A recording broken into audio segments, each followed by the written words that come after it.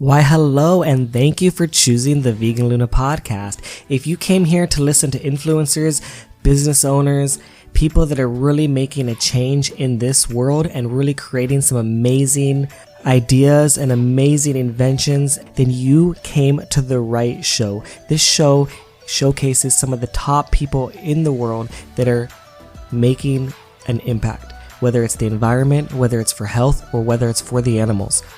This podcast is also available on YouTube, Apple Podcast, Spotify, Anchor, Google Podcast, Stitcher, and anywhere else you can find podcasts.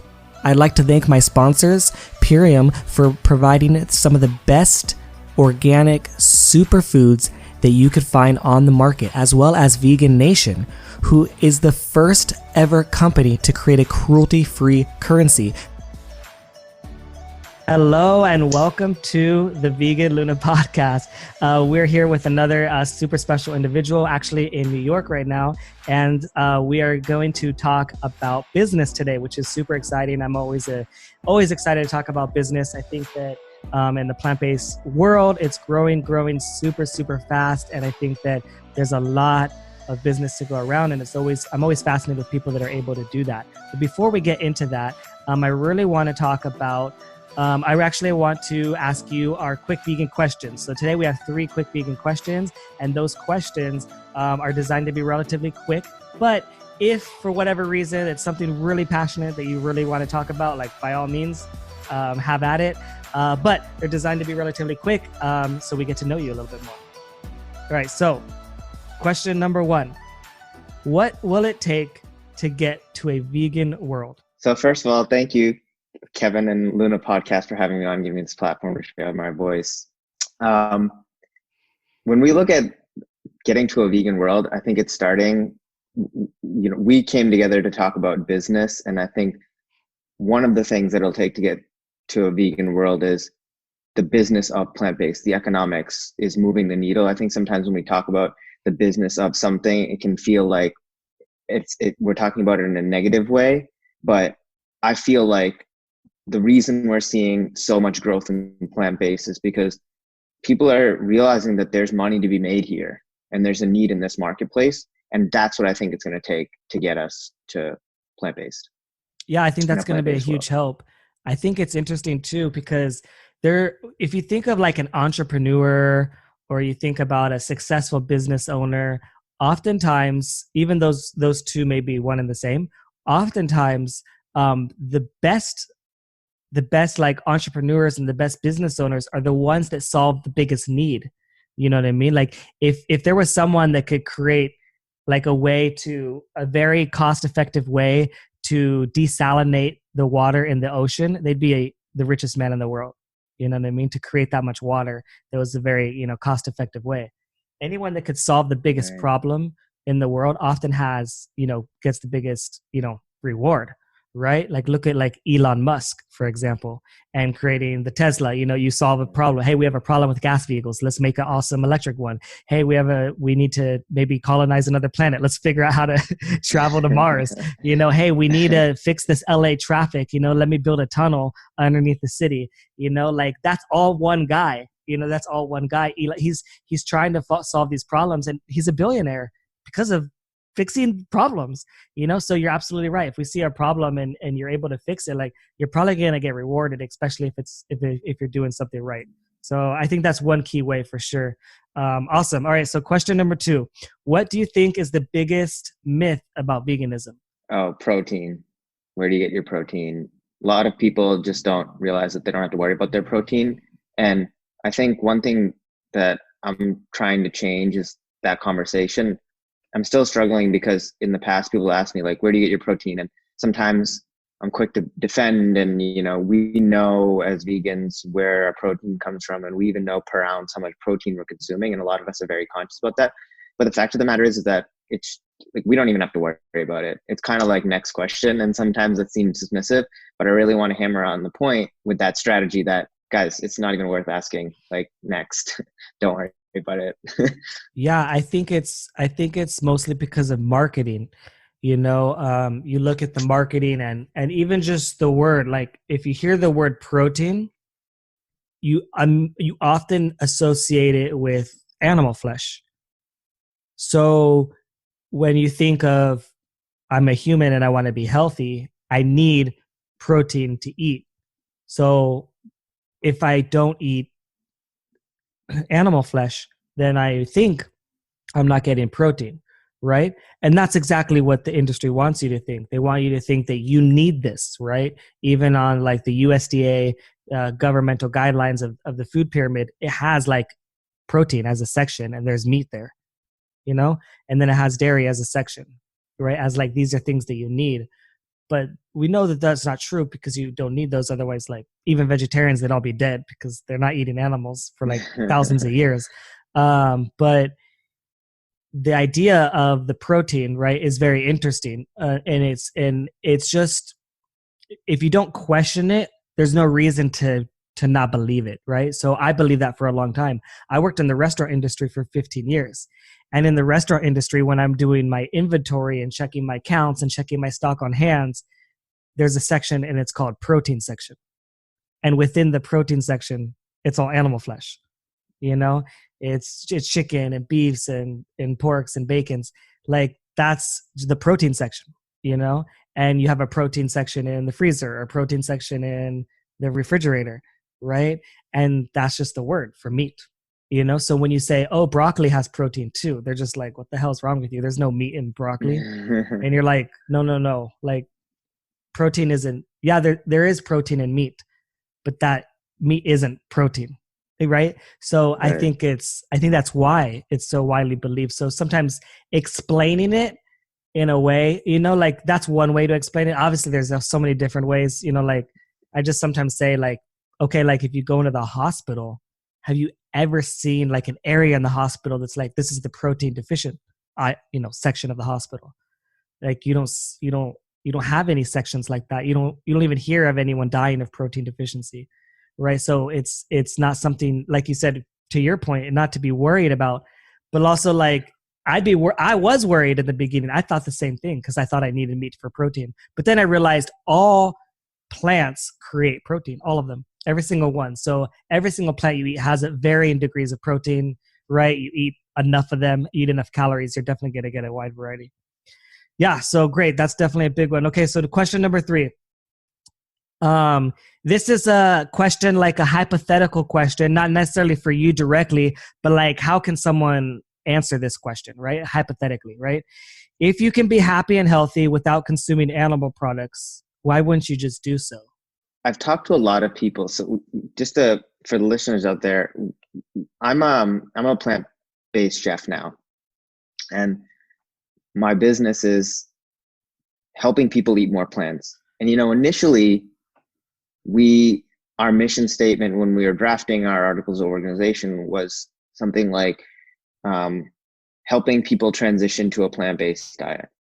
But what we realized is that we don't want to vilify people for their life choices, and we want to meet them at different parts of their journey. And in so working with those different types of people, the way that I would answer this question, and the way that I think that other people, that those people might be thinking about it, which is why they're have not yet made the full transition. It's because something familial or traditional is usually at the root of it. And that's, there's obviously shades of gray, and we're all different people. And I think like tradition and culture and family is a really powerful force in the formation of our habits, our behaviors, our childhoods, and even our environment, right? The people that we hang out with. And I think it is important that when you do make a transition to plant-based, you have people around you that are supportive, and we certainly had that. But, I would reason to believe that something ancestral or familiar is behind why they say that. Now, where I would respond as a person that is plant-based is actually is to lean into that. And it is the case that, okay, in certain cultures, it was traditional to eat meat, or it was culturally significant to eat meat. If you grew up near rivers, fish is a staple of life for these people, and etc. But at the same time, those people, your ancestors that you cite, weren't eating the amount of meat and animal products that we were eating. They were eating mostly plant food still. Okay. And that's why we can all agree to eat more plants. And you think about even the economics of that, you know, you couldn't afford to kill the cow that's carrying your load and tilling your fields and is doing so much work for you. Just the economics, it wouldn't make sense.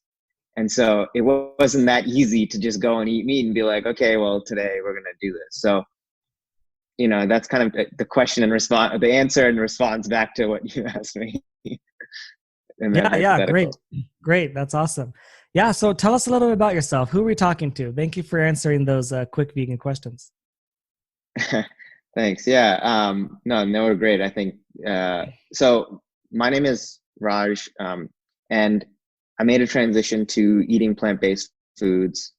Shortly thereafter, I decided that I want to use my gift to make an impact in this movement. And so we started Plant Powered Chefs. We're based out of New York City, and we help people, families, individuals, professionals, communities eat more plants and discover the benefits of a plant-based diet. Awesome. That's great. And so you're based out of New York, right? Yes, we're based out of New York, and we specialize in whole foods plant-based, which is free of oils and refined sugars. And we've been in New York maybe for 5 years. It's, you know, I don't know anything about this LA traffic that you're talking about because, you know, we take the subway to work, but the subway is getting crowded too. So, you know.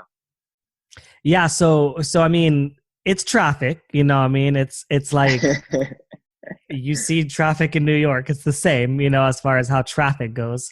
Right. But essentially, yeah, we were talking about traffic earlier and how Elon Musk was building a tunnel underneath the city. And, you know, it's going to be the way of the future, you know, because those things are so fast. Your car, he has like these elevators and the car drops down. Have you seen the videos? Anyways, the car drops down. I'm going to check it out after this. Yeah, so he has these tunnel and the car drops down into an elevator and then it just shoots, you know, like, so you can go like 200 miles an hour. Actually, I did see this video. He was on like ABC News or something too, right? And he did this. Right. I remember this. Yeah. So anyways, those are interesting ideas for sure. Right. So tell me a little bit about the reason why you decided to take a plant-based journey, to cut out animal products, you know, to go whole foods. Like, what's the reason that you would do that? Because that is not the norm. And we know that isn't what everybody's doing, you know, and you might be in the 1-2%, you know, of people that are making this decision, but it's growing so fast within the last few years. I mean, it's just incredible how fast it's growing. People that are deciding to make this decision. So for you, why did you decide to do that? It's definitely, you know, becoming more mainstream, but I think to your point, it still is an atypical path to embark on. Although, you know, it makes so much sense that on the other side, now we feel like the other path is atypical, right? It feels so normal and so human to eat plants. But I'll back up and say that I grew up in a vegetarian household. I'm ethnically from the Indian subcontinent. I was born in the United States, first generation, which means that I was born here, and I was the first in my family to be born in the United States. So I grew up in a vegetarian household. Now I did grow up in the suburbs, so it was hard being a vegetarian. Even I grew up in the suburbs of northwestern Massachusetts, and you know, I was fast forward to being in university years, and I was living in the city, and I feel like city folk are a little bit more cosmopolitan. You have more options and more different foods and flavors and perspectives. I remember, in fact, that when I was in high school, that we drove all the way to New York to go eat vegan because there was this one vegan restaurant that opened up in New York, in Brooklyn, that was the hot new thing. And that must have been I guess 10 years ago. And so there's definitely people that have been doing this for a long time. And we've been blessed that when we began our journey around a year and a half ago, that the movement was already taking off. And I think, like for most people, the reasons to go plant-based are complex, just like the reasons to be vegetarian are complex, just like the reason to have any kind of diet is complex. And we talked a little bit about how food is so human, and there's a lot of emotions tied to food and a lot of the behaviors that we have around food. So, but, you know, it became increasingly apparent that eating a plant-based diet is the single best thing that you can do for the environment, for your health, right? For the compassion of animals. So it just became too much for us to ignore. And the way that that kind of played out was, we went to, certainly with these films, I think these films and these documentaries and the literature that's out there, Forks Over Knives, What the Health, Game Changers movie, are doing well to bring people into the conversation. And that's certainly how we entered the conversation. We also were fortunate to meet the people in this community that were saying, oh, you're chefs? Well, you know, why don't you get involved in this project? And in fact, the first one of the first few clients that we had were heart patients and diabetics that we were helping with their rehabilitation, that we found out about from a friend that we made at the screening of the Game Changers movie, who's there doing, you know, a field marketing event as a part-time job, who on the side was helping these patients and working with hospitals try to create better outcomes for themselves. And his expertise was more on, you know, the insurance and healthcare industry side of things, but he needed somebody like me, a personal chef that could come in and cook the food for these people, because they were embarking these people on a lifestyle medicine program. And in fact, from there, by getting connected to these doctors and these hospitals and people like the guys at Montefiore doing these what they call lifestyle medicine programs, we ended up taking the course from Cornell University, and that's a partnership with the T. Colin Campbell School for Nutrition Studies. And Dr. T. Colin Campbell is one of the pioneers of eating a plant-based diet. And we, from there, got into Dr. Caldwell Esselstyn and Dr. Dean Ornish and all this evidence around plant-based eating. And so we really try to do a couple things. I think the short answer to your question is, our motivation primarily was our own health and the environment, and certainly animals. We love animals, but you know, those are the two primary motivating things. And as we got more exposed to this community, we just became more and more aware that this is the single best thing that we can do that represents what we value in our lives. And so just getting connected there, and then from there, taking that conscious step to educate ourselves. So when we talked about, you know, the proteins, you know, my dismissive answer kind of half jokingly is like, you know, don't worry about your protein deficiency, because like you said, there's no hospital weighing for protein deficiency. It just, like, you don't need to worry about it. I think there's a scientific word for protein deficiency, and I don't know it and you don't need to know it, right? What that word is. But, you know, the real answer is that, look, protein, lipids, and carbs are the macronutrients. So they make up, every single food item on this planet is made of those three things. So like to your point, everything has protein in it, right? Including meat, but not just meat. And so what it's really about is getting your micronutrients. You know, plant foods are nutrient dense foods. And that's really where you're getting better outcomes, even for that these athletes are seeing, like CP3 and Serena Williams, right? That's when they talk about feeling better being plant-based. It's not just that they're getting their macros. It's that they're getting their macros and these micronutrients that are almost exclusively only found with the highest absorption ratio, the most density in plant foods. Yeah, I think that's an important point. I think oftentimes people think the word vegan and they think, okay, you don't eat, you know, animal products and dairy and eggs and wear leather. And sure, those are all things that are true. But recently I've been asking the question of, well, what do you add into your diet? You know what I mean? Like, yes, it's important to take away some things, but the better question is, what are you adding? Like, if you're taking out, you know, a cheeseburger and only substituting a vegan cheeseburger, you'll feel a little bit better, I guess, but like that's still not a health food, you know. And I think that sometimes gets a little bit skewed. And don't get me wrong, I mean, I like eating my vegan junk food, you know, but I know I can't eat that all the time, right? I'm literally wearing a shirt you can't see right now, but you'll see on the camera. I'm wearing a shirt that says vegan junk food bar from a vegan junk food place that I went to in Amsterdam, you know. But also, like, I'm drinking a greens juice, you know what I mean? That like I know that I need this, you know, because this is what's going to make me be healthy and last long and get the energy and get all the benefits that people talk about, the clearer skin, the weight loss, the things that happen positively, like, don't happen as often if you're eating all kinds of junk food, right? So I also want to ask you another question about what you said. Was there something that maybe like one thing that like triggered you to like be like, okay, this is the final straw. I saw this happen. I'm definitely gonna go plant-based or eliminate the animal products. Can you think of one thing that maybe made that shift? Like for me, after I watched What the Health, I saw What the Health and I said, okay, I'm definitely not gonna eat animal products and I try this. You know, that was kind of like my turning point, you know, where I said, okay, final straw. Let's do this.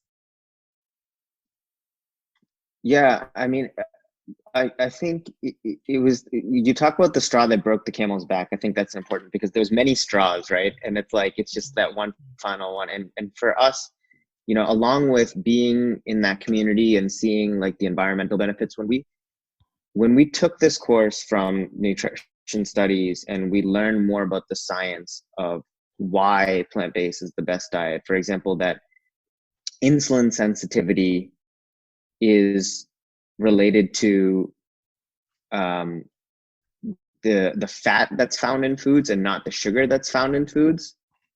My mom's a diabetic, and you know, I remember her asking me one day, saying that, look, my dosage of my pre-diabetic medication, metformin, has been increasing, and I'm just at my wit's end. She was crying me. She was in tears. She says, I'm already a vegetarian. I don't even eat sugar. I've cut everything from my diet, you know, and this is still happening to me. Why? And I really didn't have a good answer for her. And then when I took this course, and like I said, we found out that your insulin is like the key to a gate.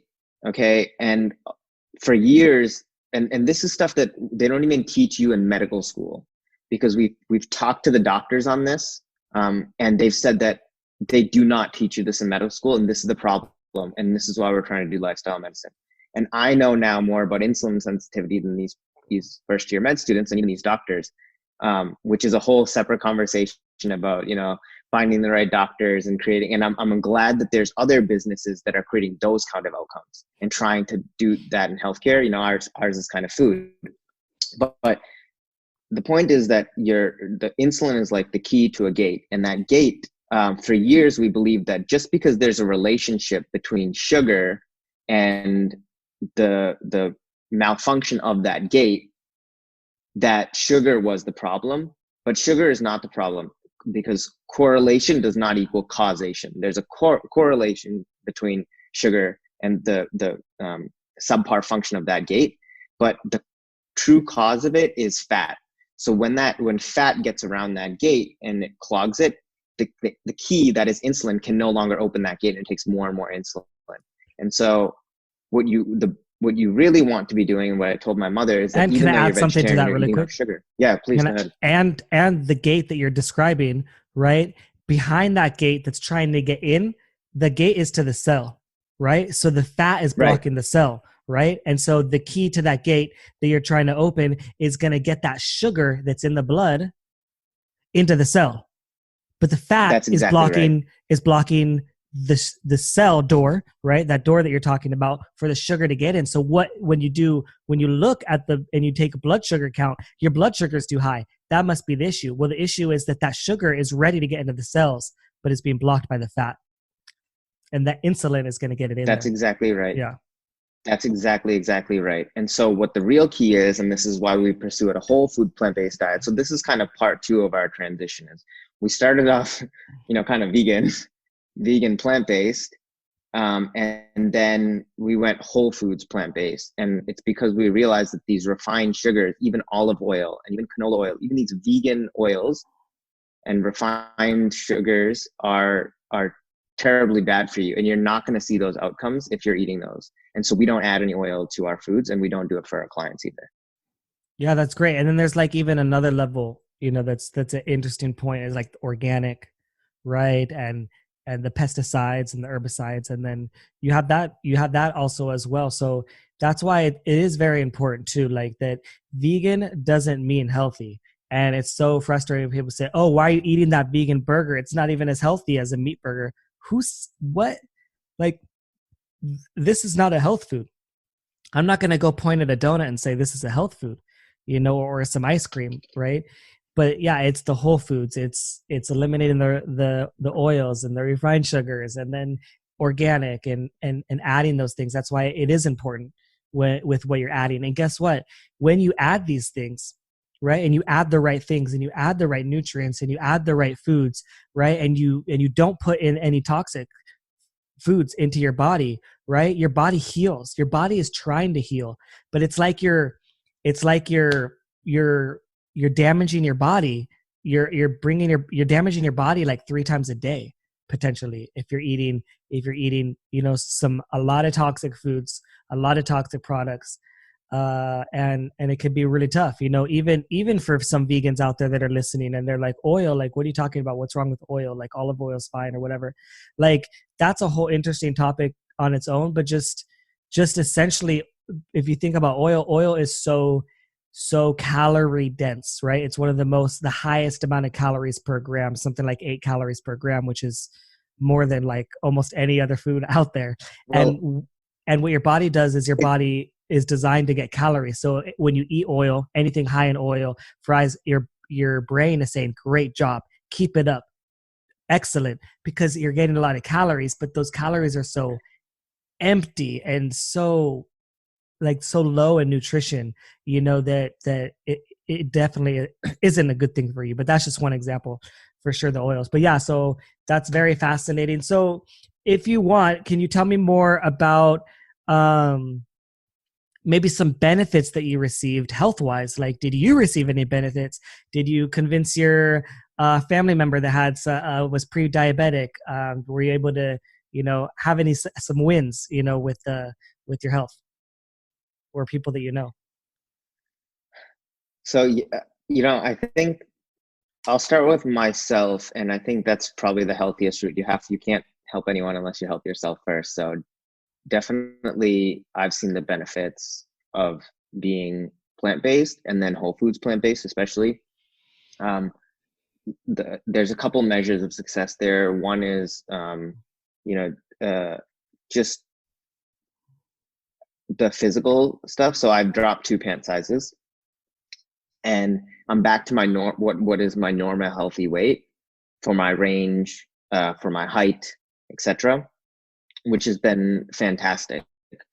But more than that, I don't feel lethargic. I have my energy levels are sustained and controlled. My movements are more regular because of all the extra fiber that I'm getting. And when you get that much fiber, you feel less bloating, right? Which used to be a huge challenge for me. In fact, like, I remember I went to a gastroenterologist because when I was still eating dairy, I said, I feel like there's some adverse effects of eating this dairy. And so I want to test if I'm lactose intolerant. And so they tested me and they said, look, you're lactose tolerant. But what a lot of people may not realize is that you can be technically lactose tolerant, but still have an adverse reaction to lactose, which is inflammation, right? And inflammation there's 2 enemies in this world. There's inflammation and friction, right? That's what it usually comes down to. And so, I was getting inflamed, and so I know what that feels like, and I can that's why I can so confidently say that I'm seeing these benefits.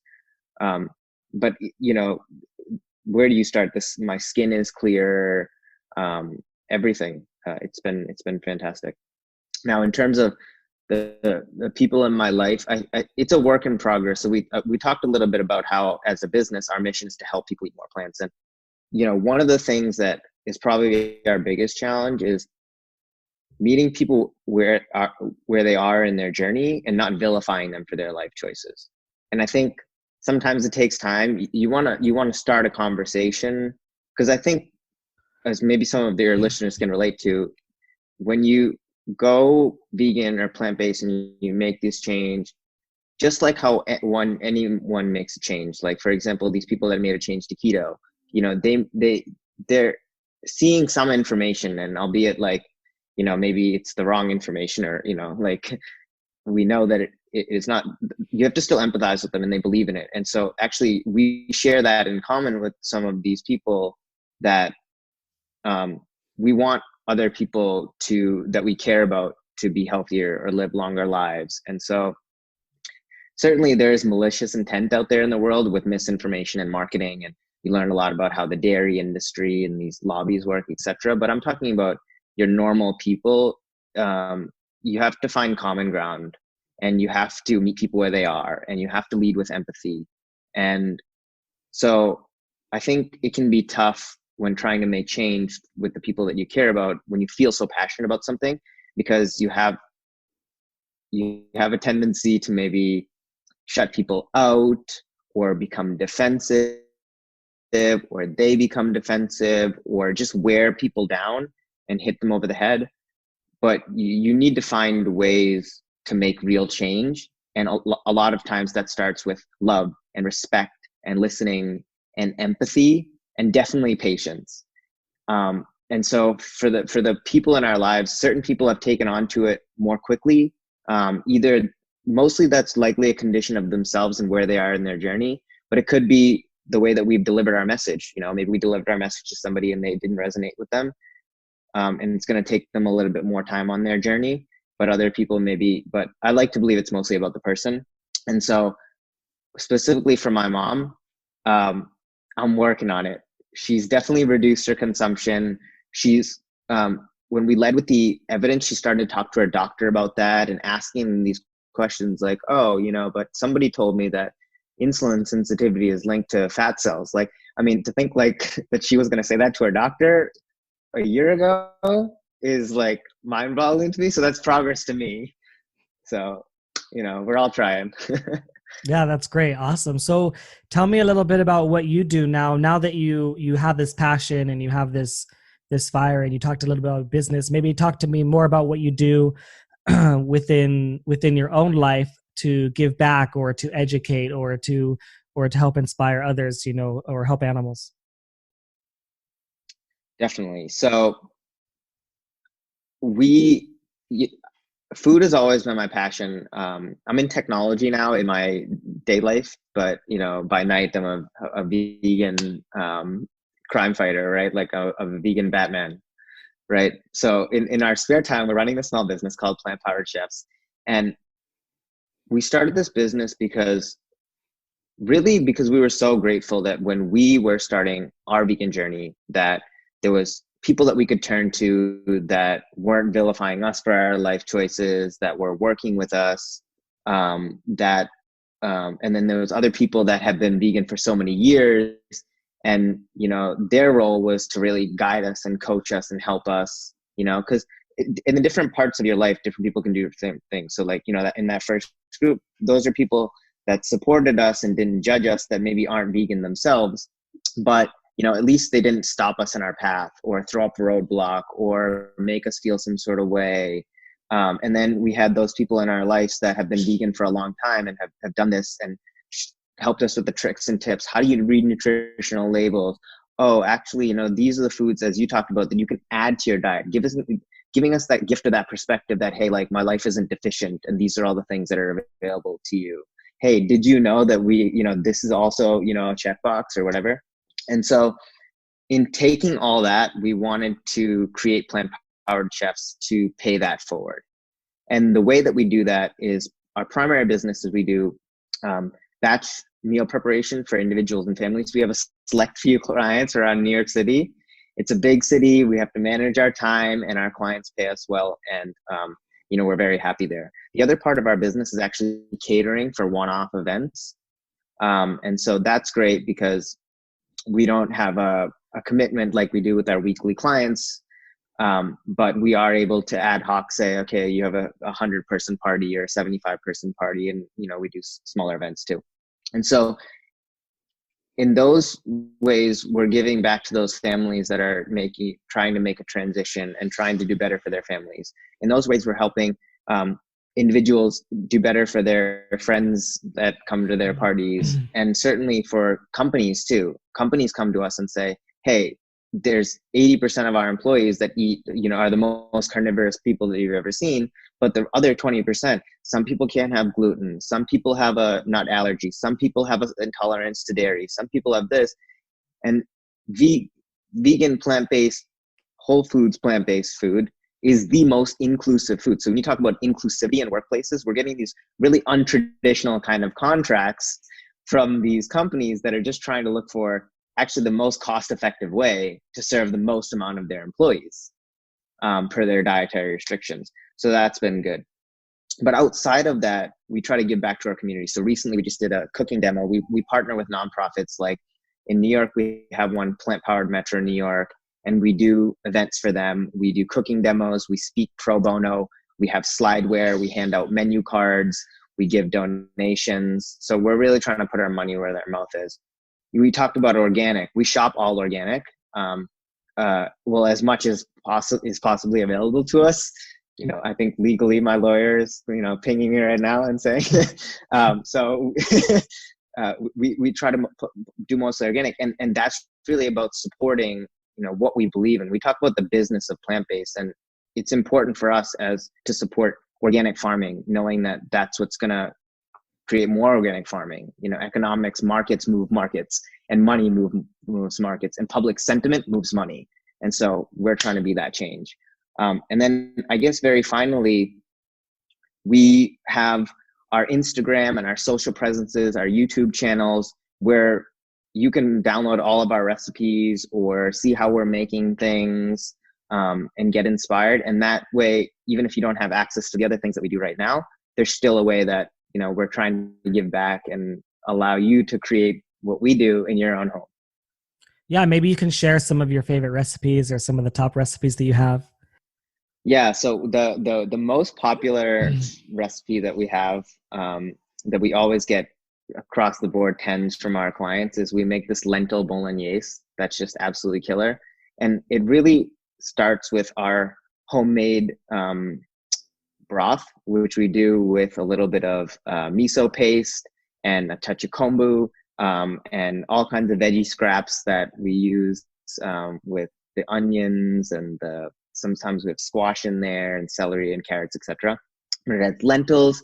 It has some soy granules, mushrooms medley to give it really that umami flavor, and then celery, carrots, bay leaf, and red sauce with basil and oregano, a bit of thyme, and it's just absolutely killer. Everybody loves that, and we serve that over. I like it over whole wheat pasta, but certainly you can have it with spaghetti squash noodles is a favorite. Doing it totally gluten free. There's or like the zucchini black bean noodles. Spaghetti we really like. Right, definitely.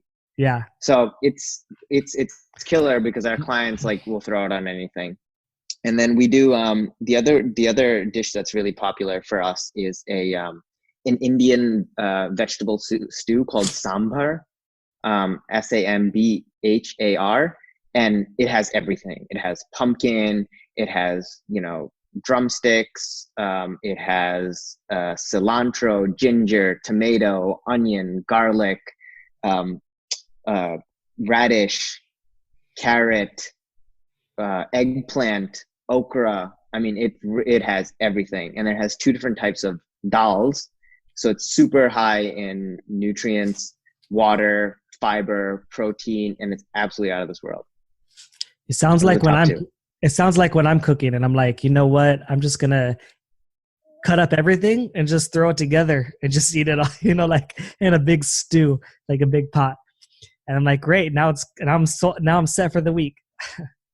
Yeah, so that's awesome. So I like that you were talking about um organic and how that's important to you and I'm still learning about this and kind of taking this in as I go down to my journey. Why do you find that important to you? It's definitely important for us personally, and we try to live our values through the business. So, like, what I mean by that is, for example, that some of our clients aren't totally plant-based. And although we don't vilify them for their life choices, and if we give them veggie burgers and they want to add cheese, they're grown ass people, we're not going to go and do anything that we don't believe in. And so it starts with us, but we find that when we live our values through our business, it becomes a competitive differentiator for us. Our clients respond to that, and that's what makes them choose us. So it's really a beautifully cyclical thing in that way. And I think that's what you're talking about with Elon Musk too, is like, when you live your values, the benefits will follow, right? You don't have to choose one or the other. And so for us, organic is important because,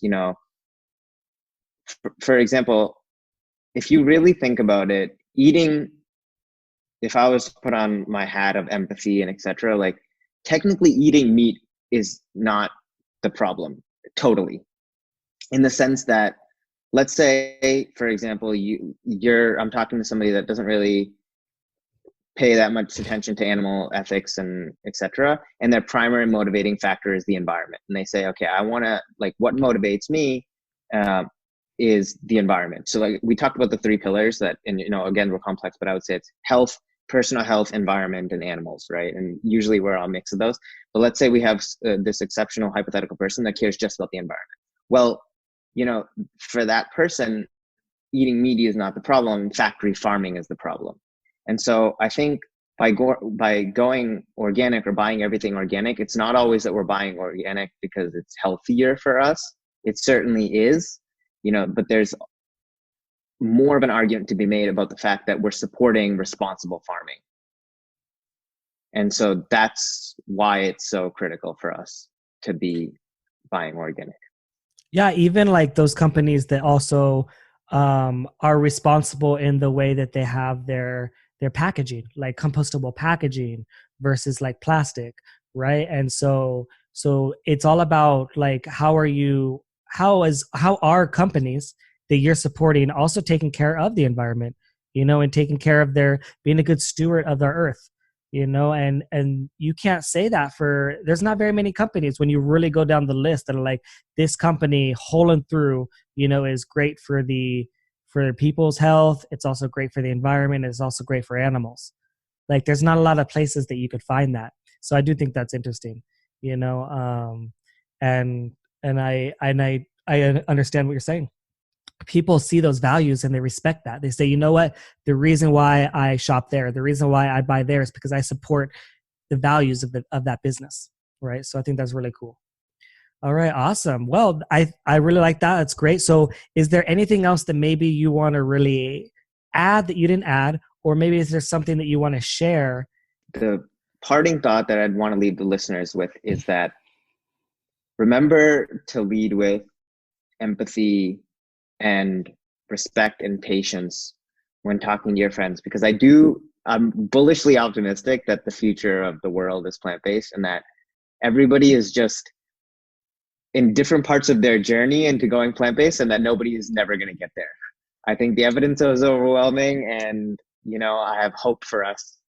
As I said, I'm optimistic for the future of this, but just I think sometimes we just need to be careful about how we're presenting our message and talking about the intersection of our values and meeting people where they are in their journey, to say that, okay, fine, like incremental progress is okay and baby steps are okay, and that eventually people will get there without, again, making the extreme opposite on the side where people start to resent you. Let's just be conscious about our message in the way that we're making change, and try to be the change that you wish to see in the world. Yeah, for sure. And I think that it becomes challenging when you see all the evidence, you know what I mean? And you know, like, all the reasons why. And you just, when you hear someone, like, you think you can't understand why they wouldn't, right? Which is like why I had that question, like, why wouldn't you? You know, and I like to ask that question, not in a forceful way. I want you to answer that question. I want the listener, I want the person listening to ask themselves that question and really find the answer. Like, this isn't a trick question. If you could be happy and healthy without eating animals, why wouldn't you? It's just a thought experiment for yourself. You know what I mean? And so that's one interesting question. But then the other thing is that I like to add to your point is that there are so many ways. There's so many ways that you could actually help animals. And I'm a huge believer that I think every form of activism is needed and welcomed in this movement, from the most extreme seeming type of activism to the least extreme type of activism. I think it's all important. And I think it's up to the individual to decide what they feel comfortable with. But I also think it's up to the individual to not criticize somebody else's style, right? Not saying that you did, but I see that a lot, right? Where I see a lot of people saying, oh, that doesn't work. Oh, you're giving vegans a bad name, or you're doing, if you haven't done that yourself, and like you tried it and you've seen it's effective, or you don't know the reasons behind why they do it, or the psychology, or you don't know history and you didn't look at, like, you look at what Martin Luther King did and Malcolm X and Gandhi, and you look at some of their, ways of protesting and their ways of causing change, and you don't see the connection between the animal rights movement and some of those, civil rights movements of the past, and how the methods that they used can be used today. Because I think that's true as well. I think you should learn as well. So I think it goes both ways. I think it goes, the person listening and the non-vegan has to be like, kind of think about, well, where's the vegan coming from? Like, oh, let me try and understand where you're coming from.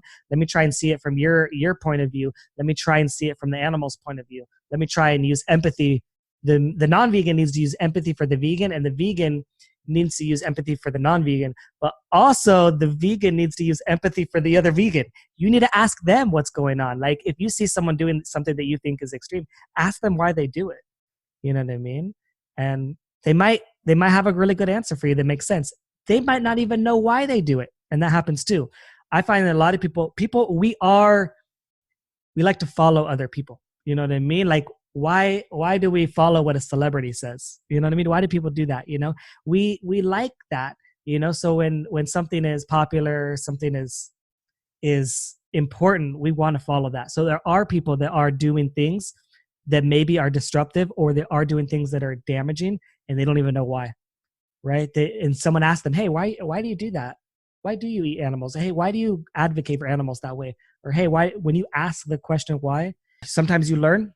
Sometimes you help the other person learn. Oftentimes when people say, why are you vegan? Sometimes I say, you know what? Actually, I'm still looking for a reason to eat meat.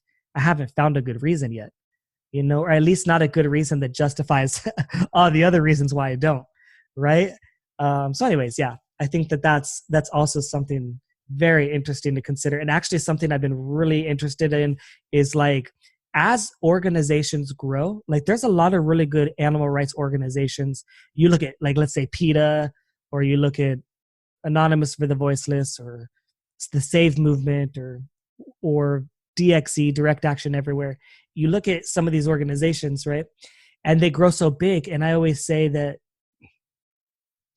when an organization gets big, there's always going to be something negative that you'll find, right? The bigger that someone gets, the more chances of error there is, right? So for example, if you take a group of 100 people in any demographic, in any part of the world, and any ethnicity, any group, any religion, 100 people, just a group, let's say whatever group you want to choose, 100 meat eaters, or 100 vegans, or 100, vegetarians, whatever group you want to choose. Within that group of 100 people, there's always going to be two or three people that are a big problem, you know what I mean? Or two or three people that just, like, don't get it, or don't have the right social skills, or just don't function like the rest of the group. And if you focus on only those 2 or 3 people and you ignore the whole message or the whole group as a whole, you're going to have a very skewed impression. And I think that's what's happening right now with some groups. I've heard some groups like the ones that I mentioned that have scrutiny. And I just think if you have thousands of people in a group, like there's going to be 10, 15, 20 people that are not pulling their weight or that are really causing problems. Right. So I think that's the same for any group, so the vegans are no exception. You take a group of 100 vegans, you're going to have 2 or 3 that are really damaging, you know what I mean? To the movement, to the vision and to whatever. And all I can say for those people is try and help them, try and help educate them, But anyways, yeah, that's what I want to add to that. So is there places where people could find you, if you could share your information, maybe direct information to you or to your business? Yeah, so you can find us on plantpoweredchefs.com. That's plant singular powered with an ED, powered chefs with an S. We're also on Instagram at plantpoweredchefs, and you can email us at plantpoweredchefs@gmail.com.